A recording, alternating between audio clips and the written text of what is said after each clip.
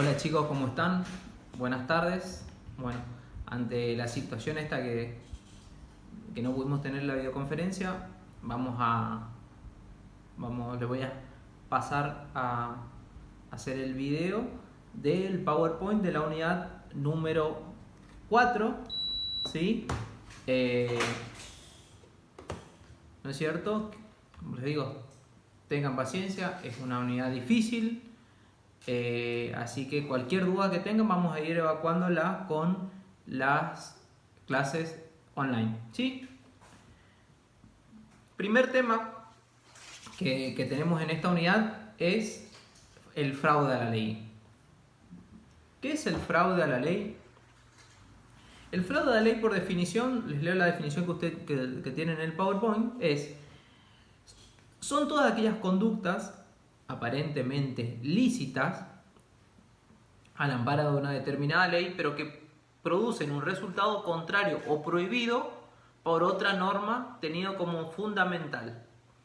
Es decir, el fraude a la ley es cuando una conducta se realiza una relación jurídica, un acto, ¿no es cierto?, que aparentemente o que no produce en ese lugar ningún perjuicio, pero que yo me introduje o voluntariamente utilicé esa figura jurídica porque estaba violando la ley en otro lado, ¿sí? Eso es el fraude a la ley, utilizar un ordenamiento jurídico para violar otro. ¿Entienden? Ejemplos. A ver, el ejemplo más claro que existe, o que uno de los más claros que existe por lo menos, era el que se utilizaba porque en Argentina estaba prohibido casarse con personas del mismo sexo. Antes acá estaba prohibido. Sí, si ustedes lo recuerdan, como también estaba prohibido el tema de la adopción de forma directa. Se tenía que hacer todo un procedimiento de adopción por el cual tenía que inscribirme en una lista, esperar que me llamen, después someterme a todo lo que era un procedimiento de cuidado y demás, cumplir ciertos requisitos. Entonces demoraba un montón. En el caso del matrimonio, ¿qué hacía la gente? Se iban y se casaban, por ejemplo, porque querían tener la necesidad de sentirse o decirse esposo y esposa. Se iban y se casaban en otros países que sí lo permitían. Por ejemplo, Estados Unidos, por ejemplo, Costa Rica. ¿Sí? Por ejemplo, Uruguay. Entonces, esas personas eran cónyuges, ¿no es cierto?, para la ley extranjera. Pero en Argentina venían, inscribían eso y era lo que se llamaba la unión convivencial, lo que hasta el día de hoy existe la unión convivencial. Entonces, pero no eran un matrimonio en sí, era un matrimonio, la ley reconocía, pero no era algo dictado acá. Entonces era un fraude a la ley argentina. Al ingresar acá en Argentina se regían por la unión convivencial, no por la ley de matrimonio. Lo mismo con el tema de la adopción. Se iba y se adoptaba en el extranjero, ¿sí?, y venían e ingresaban con el menor ya con la nacionalidad y a través del proceso de adopción ya realizado. Entonces venían y lo inscribían directamente acá. Por lo tanto, evitando así el procedimiento de la ley de adopción. Eso es fraude a la ley. Cuando yo realizo un acto para violar, por ejemplo, otra norma. Otro ejemplo, contrato en Paraguay, o me voy a Paraguay y hago una compraventa de un auto y lo traigo para utilizarlo acá en Argentina evadiendo las leyes fiscales de Argentina. Obviamente estoy violando la ley fiscal argentina, por lo tanto es una violación a la ley, ¿sí? Bueno, eso es lo que es el fraude a la ley. Ustedes acá tienen, por ejemplo, un caso histórico, ¿sí?, de fraude a la ley que es el de la condesa de Charamán Chimay, ¿sí?, resuelto por la Sala de Casación francesa. La condesa, casada con un oficial francés, el príncipe de Beaufort, consiguió una separación de su matrimonio a causa de hábitos perversos aquel, es decir, se separó del príncipe francés. La duquesa, luego de nacionalizarse en Sajonia, Alemania, y se divorció inmediatamente después. Sería, se volvió a casar y se volvió a divorciar. Al año siguiente, en Berlín, volvió a casarse, esta vez con el príncipe Vivesco, de nacionalidad rumana, volviendo inmediatamente a Francia como princesa Vivesco, es decir, como princesa de su último matrimonio.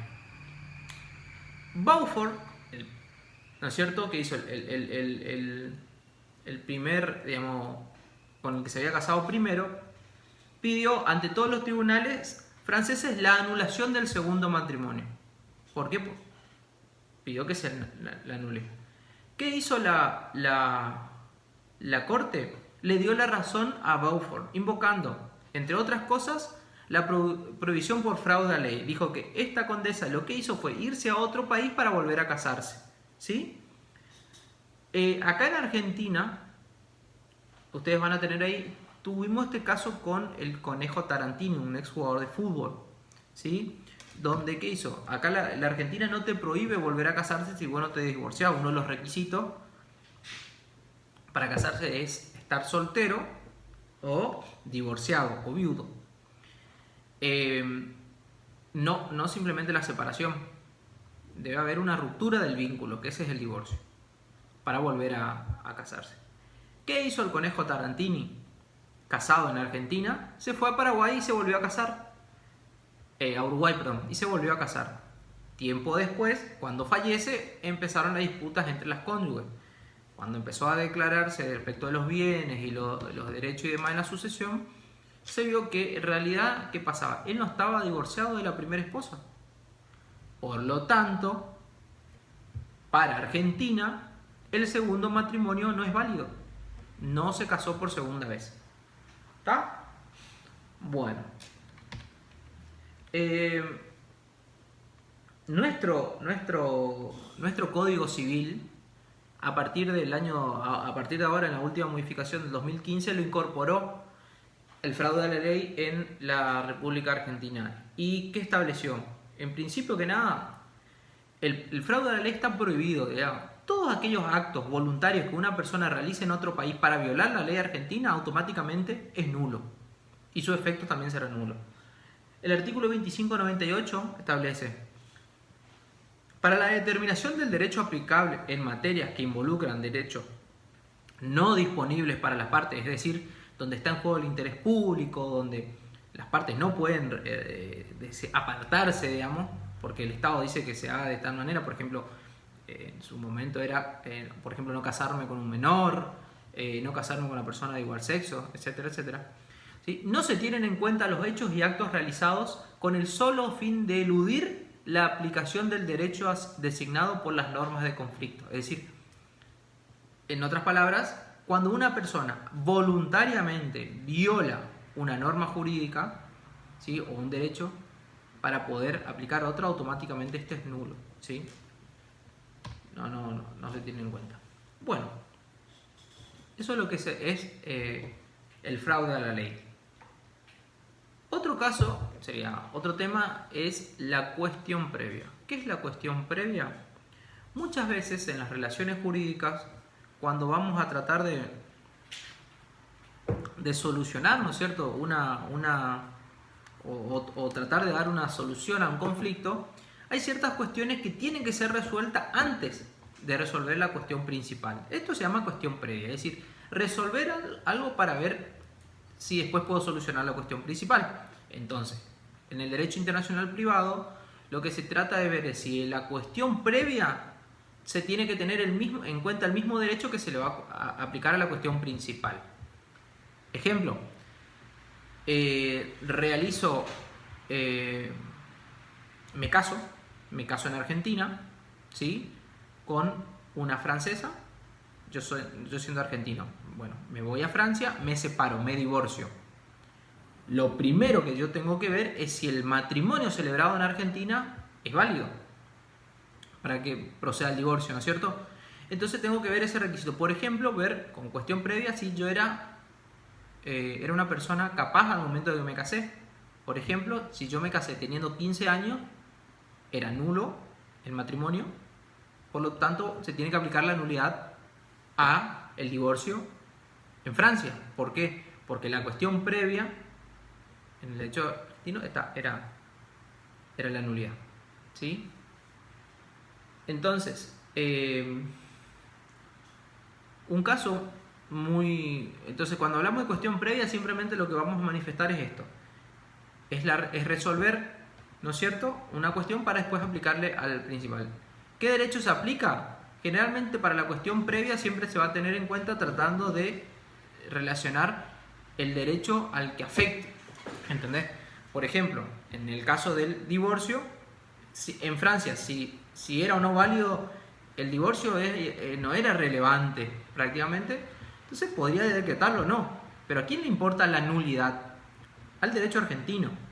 Entonces se va a aplicar el derecho argentino. Entonces generalmente la cuestión previa siempre se tiene que tener en cuenta a qué derecho o qué ordenamiento jurídico fue violado en su principio. Un caso muy resonante fue el caso Grimaldi. Vamos a repasarlo. El caso Grimaldi es una sucesión. El causante, ¿sí?, de nacionalidad y de domicilio italiano adopta en Italia. ¿Sí? Fallece ese adoptante con último domicilio en Italia. ¿Sí? Adoptó a una menor. En este caso una hija. Su hija, heredera, adoptiva, ¿sí?, pero en Italia. El causante deja en Argentina, este señor Grimaldi tenía en Argentina un inmueble y una cuenta corriente. Acuérdense ustedes que cuando alguien fallece y no tiene herederos, ¿quién automáticamente reclama la sucesión? El Consejo de Educación. En realidad, el Estado, y asigna a la educación, en este caso al Consejo de Educación. Lo que se llaman los bienes reelictos. ¿Sí? Cuando no hay sucesión, entonces, ¿qué pasaba? Esta heredera dijo, no, pará, no es que no hay heredero, estoy yo. Entonces, ¿qué hace? El juez de primera instancia declara nula la adopción por ser contraria al derecho público argentino. ¿Por qué?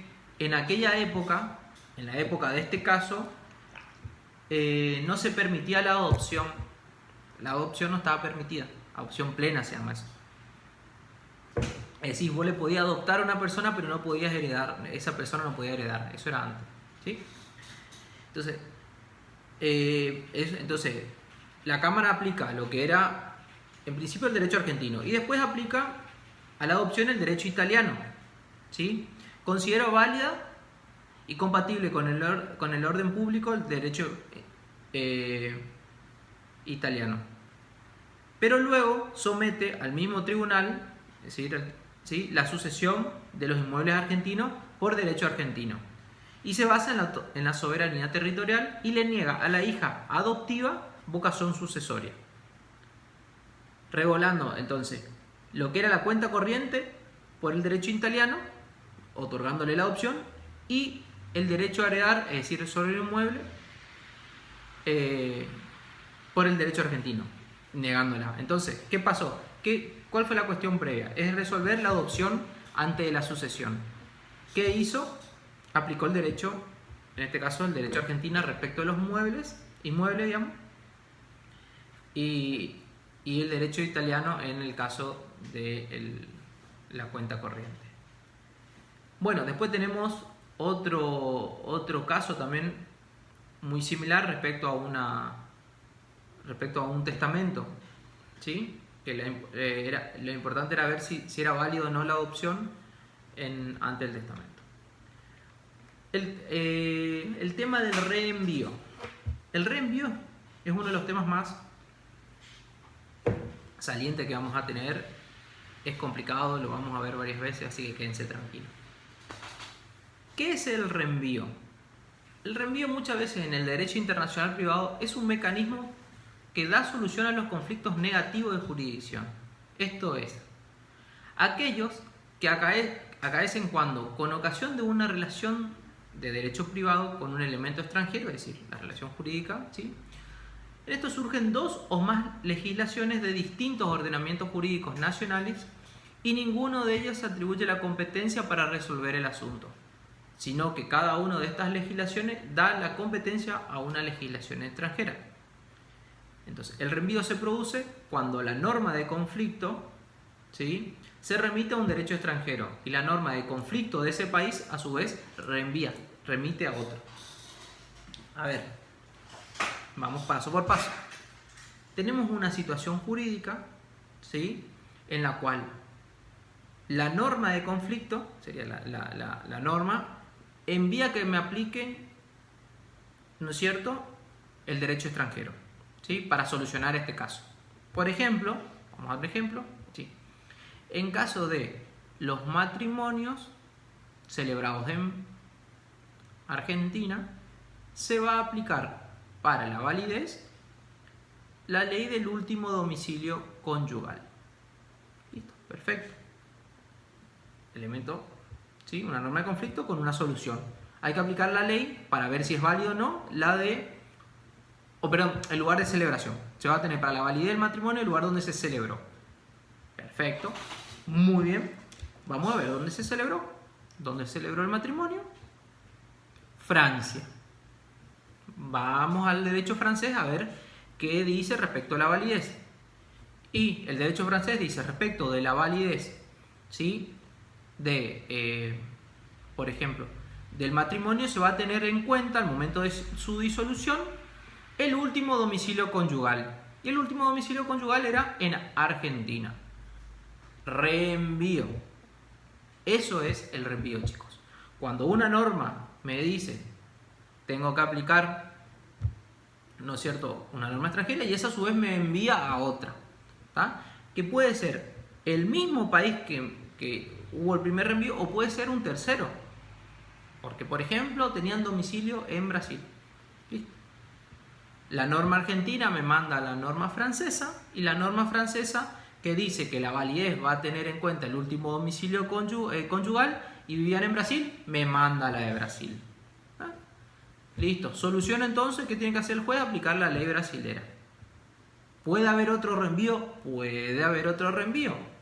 Que la ley brasilera, por ejemplo, diga que para las cuestiones de validez al momento de disolverse el matrimonio, se va a tener en cuenta, por ejemplo, el lugar donde el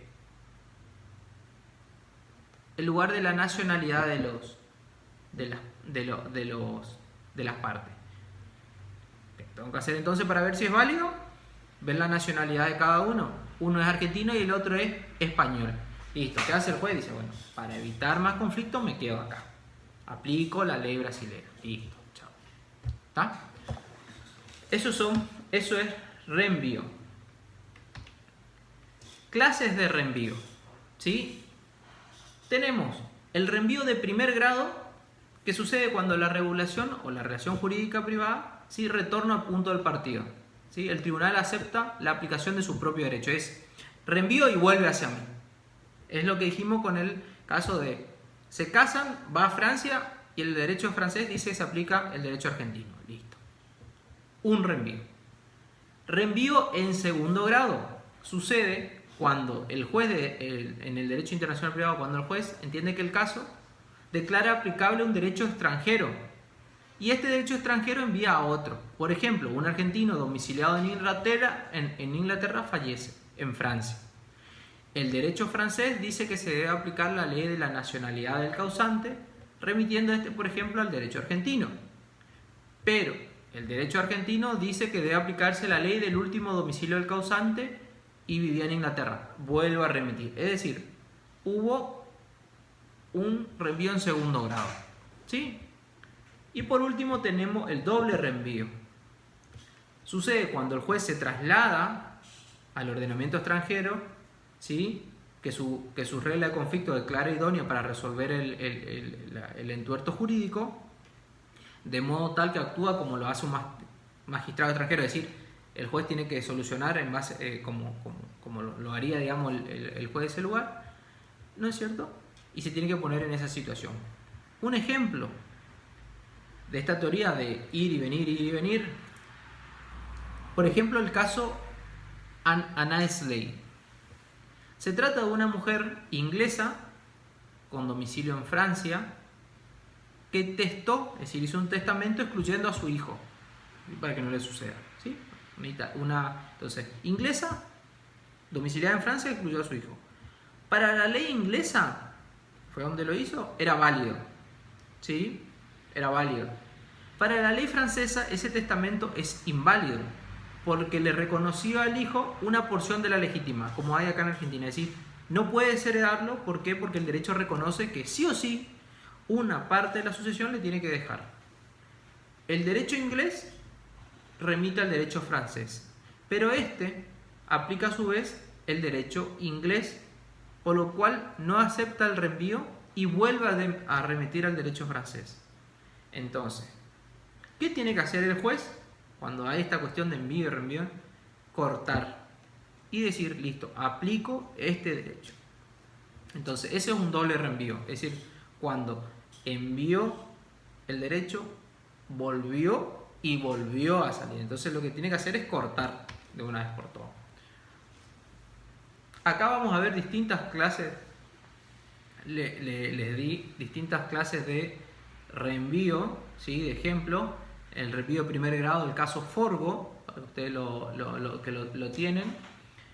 El de segundo, un caso de segundo grado, la norma indirecta pertenece a la ley del foro, aplicada a la ley del domicilio. La ley de domicilio, incluidas sus normas de derecho internacional privado, declara aplicable la ley de la nacionalidad, y la persona cuya capacidad se discute ostenta la nacionalidad de un tercer país. El juez que acepta el reenvío debe juzgar la capacidad de derecho privado a este tercer país. Es decir, una norma me reenvió a otra y eso a su vez me reenvió al mismo país.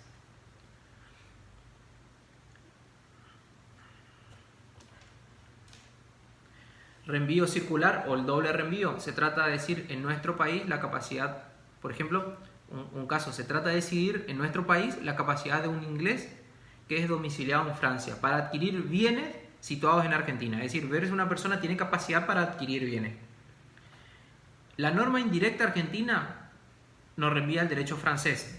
Es decir, se va a tener en cuenta para la capacidad para hacer actos jurídicos el de la nacionalidad. Y este era francés, entonces se va a hacer. El derecho francés, a su vez, habla del derecho del domicilio. Y se va al derecho inglés. Y el derecho inglés, a su vez, remite al derecho argentino. ¿En base a qué? El derecho argentino dice que todo lo que se refiere a bienes se va a aplicar siempre el derecho argentino. Entonces existe un doble reenvío. Se envía uno, se envía al otro y después vuelve otra vez al argentino. Entonces, ¿qué tiene que hacer el juez? Aplicar el del derecho argentino.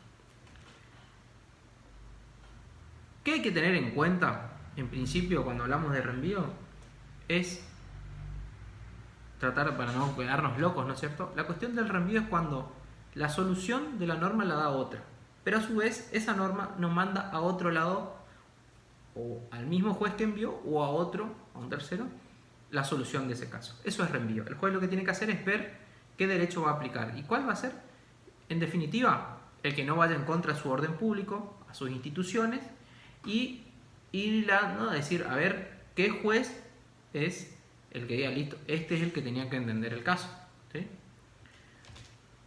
Último tema, el tema del orden público internacional. Cuando hablamos del orden público internacional nos estamos refiriendo a qué pasa o hasta qué punto yo puedo aplicar un derecho extranjero en la República Argentina, afectando al derecho argentino y afectando a instituciones del derecho argentino. Aquí surge el derecho internacional público o de orden público internacional. Es decir, el derecho se va a poder aplicar, el derecho extranjero se va a poder aplicar en Argentina siempre y cuando ésta no violen instituciones o derechos o instituciones de orden público argentino. Por ejemplo, yo voy a poder aplicar, ¿no es cierto?, los efectos de una sucesión extranjera, de un divorcio extranjero, siempre y cuando eso no afecte al derecho argentino. ¿Sí? Por ejemplo, listo, me casé y me divorcié, me casé en Argentina, me vuelvo a casar en Paraguay y después quiero venir y quiero manifestar que quiero hacer valer mi casamiento en Paraguay. ¿Qué pasa? Acá afecta a la institución del matrimonio en la República Argentina, que es una institución de orden público. Te tenías que haber divorciado antes de volver a casarte, por lo tanto es inválido. Entonces, siempre y cuando el derecho extranjero viole o afecte el orden público internacional argentino, no es válido. ¿Está? Entonces, claro, orden público son ideas o instituciones que el Estado reconoce que son esenciales, digamos, que no pueden ser violadas. Entonces, no puedo aplicar un derecho extranjero para violarla. Por ejemplo, el matrimonio. Por ejemplo, la capacidad. No puedo ir para adquirir la capacidad en Argentina tengo que tener 18 años, ¿sí? 16 en la parte laboral. No puedo ir, por ejemplo, a los 10 años a comprarme cosas a Paraguay y después venir y querer hacer efectivo esa acá en Argentina porque para el derecho argentino no tenía capacidad de adquirir bienes, ¿sí? Tengo que ir directamente, puedo ejercerlo en el derecho extranjero, pero no acá. Otro ejemplo, contrataciones. Por ejemplo, no puedo contratar menores para realizar diciendo, bueno, pero yo me estoy amparando en el derecho venezolano donde sí se puede contratar a chicos de 10, 12 años. No. ¿Por qué? Porque la legislación argentina no permite ese tipo de contrato en Argentina. ¿No? Entonces, eso tenerlo en claro. Violación del orden público, ¿sí? Es cuando afecta, ¿no es cierto?, el derecho extranjero al orden público, por lo tanto, no se aplica. ¿No? Bueno, chicos, nos vemos en la próxima clase.